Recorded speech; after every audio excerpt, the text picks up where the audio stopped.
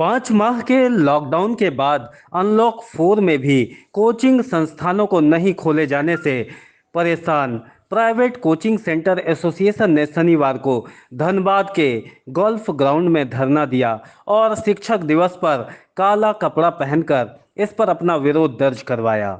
बताया गया कि कोविड के गाइडलाइंस का अनुपालन कराते हुए कोचिंग संस्थानों को भी खोला जा सकता था, लेकिन सरकार इस दिशा में कुछ नहीं कर रही है, जिससे प्राइवेट कोचिंग संस्थान पूरी तरह से बंद हैं और इससे जुड़े लोग आर्थिक तंगी के शिकार हो रहे हैं। इस मुहिम की अगुवाई विश्वजीत सर कर रहे थे।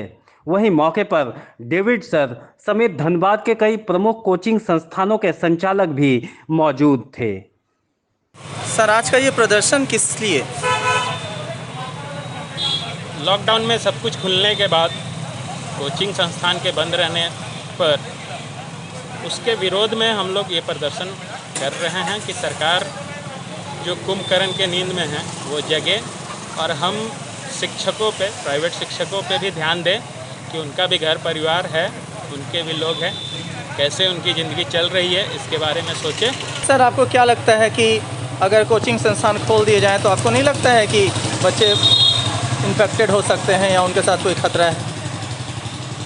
सोशल डिस्टेंसिंग के साथ सब चीज़ खुला हुआ है। लॉकडाउन में मेरे ख्याल से हमारे पास तो फिक्स लड़के आते हैं, हम लोग उनको दूर दूर रख कर बैठा के पढ़ा सकते हैं, बल्कि एक दुकानदार के पास तो फिक्स ना ग्राहक होता है ना उनको समझा सकता है। रोज़ नया ग्राहक आता जाता है, कोई नियम कानून नहीं है। तो हम लोगों के पास तो कम से कम वो बच्चे ही आएंगे जो हमें जानते हैं, हम उनको जानते हैं, उनको एक निर्देश दिया रहेगा आप यहाँ बैठिए, इतनी दूरी पे बैठिए।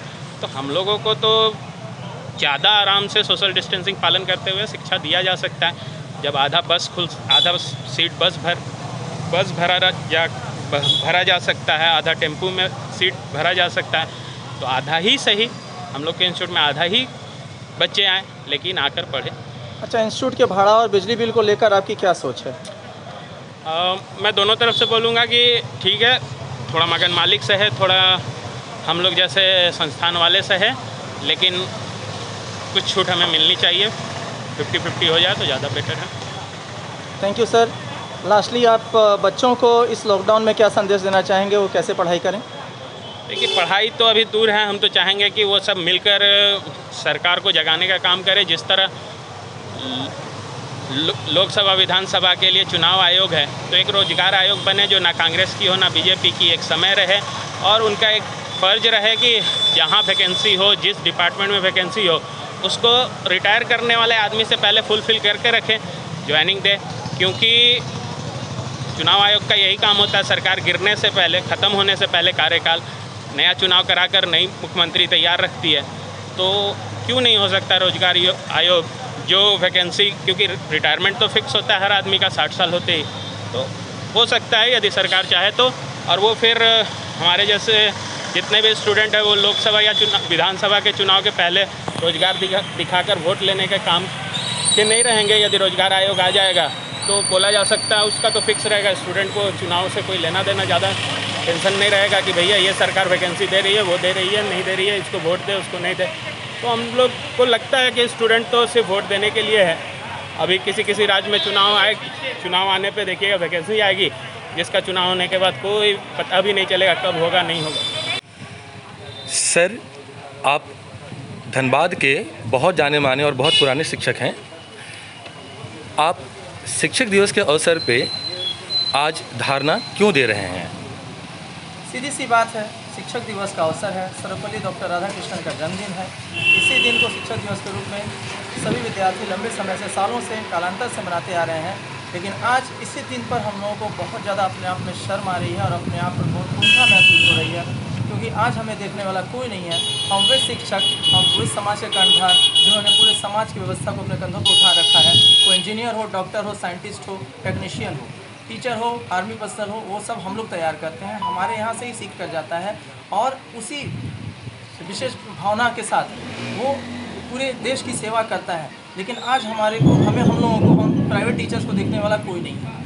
मेरा सबसे बड़ा दुख और तकलीफ इस बात को लेकर है कि जब हम लोग इंस्टीट्यूट चलाते हैं तो सरकार विभिन्न प्रकार के टैक्स लेके हमारे पास आ जाती है। जैसे सर्विस टैक्स है, जैसे इनकम टैक्स है, जैसे कि जीएसटी है और स्टेट टैक्स अलग से होता है, ठीक है, और म्यूनसिपलिटी टैक्स अलग से होता है। तो ये सारी चीज़ें लेकर सरकार आ जाती है। लेकिन आज जब हम मजबूर हैं, हमारा घर परिवार पैसे की किल्लत के कारण तरह तरह की कठिनाइयाँ झेल रहा है, मुसीबतों का सामना करना पड़ रहा है, तो आज ये सरकार सो गई है। तो इस आज सरकार सोई हुई सरकार को जगाने के लिए मौन तरीके से हम लोगों ने अपना एक व्रत इन लोगों के सामने रखा कि नहीं, आप तो सोए हैं लेकिन हम लोग सोए हुए नहीं हैं, हम लोग मौन हैं। लेकिन इसका मतलब है कि हमारे अंदर एक भूचाल आया हुआ है, हमारे अंदर एक ज्वालामुखी पल रहा है।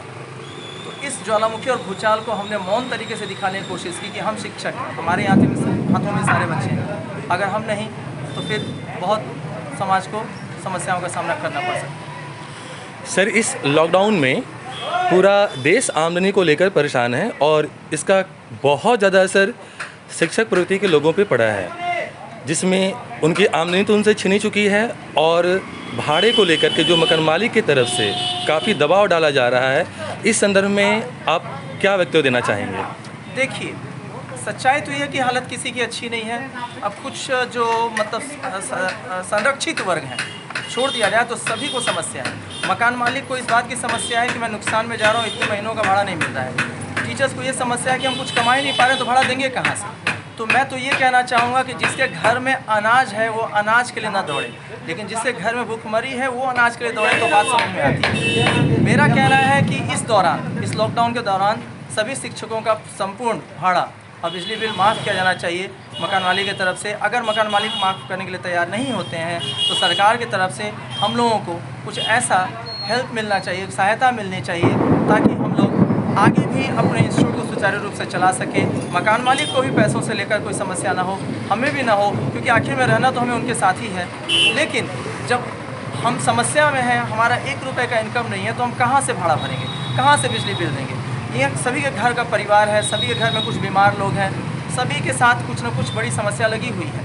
तो ये बड़ा कठिन कार्य हो जाएगा अभी इस समय लोगों को भाड़ा देकर संतुष्ट कर पाना, मकान मालिक को भाड़ा देकर संतुष्ट कर पाना। तो मेरा तो यही कहना है कि सरकार कुछ ऐसा करे कि हमें भाड़ा और बिजली बिल से कम लॉकडाउन पीरियड में छुटकारा मिले। और मकान मालिकों से भी अनुरोध है, करबद्ध अनुरोध है कि वो भी हमारी मजबूरी समस्या को समझें, क्योंकि ये सदा नहीं रहने वाला है। एक दिन ऐसा भी आएगा जब सब कुछ ठीक होगा, तो उस समय के लिए भी कुछ बचा के रखना हमारे लिए, हमारे संबंधों में बहुत ज़रूरी है। आज विशेष शिक्षक दिवस के अवसर पे हम सभी शिक्षक बच्चों के माध्यम से जाने जाते हैं, तो उन सभी विद्यार्थी गण के लिए आप उनको क्या अपनी तरफ से संदेश देना चाहेंगे? मेरा सबसे बड़ा संदेश बच्चों के लिए यही होगा कि आप हो तो हम हैं तो आप हैं, हम दोनों एक दूसरे के पूरक हैं। आपके बिना हमारा कोई वैल्यू नहीं है, हमारे बिना आपका कोई वैल्यू नहीं है। लेकिन अभी इस कोविड-19 ने हम दोनों को अलग कर रखा है। इसके बावजूद भी ना आपको अपना कर्म छोड़ना है, ना मैं अपना कर्म छोड़ूंगा। आप अपना कर्म कीजिए, आप पढ़ते जाइए, जहाँ जो समस्या हो अपने अपने टीचर से फ़ोन कॉल पे बात कीजिए, ऑनलाइन बात कीजिए, और बात करके इन सारी समस्याओं का समाधान निकालिए। और हम सारे टीचर्स आप के लिए हमेशा खड़े हैं, कालांतर में भी खड़े रहेंगे, आगे भी खड़े रहेंगे। और ये मेरा एक वचन है सभी शिक्षकों की तरफ से कि आपको हम लोग कभी कहीं से नुकसान नहीं होने देंगे। धन्यवाद।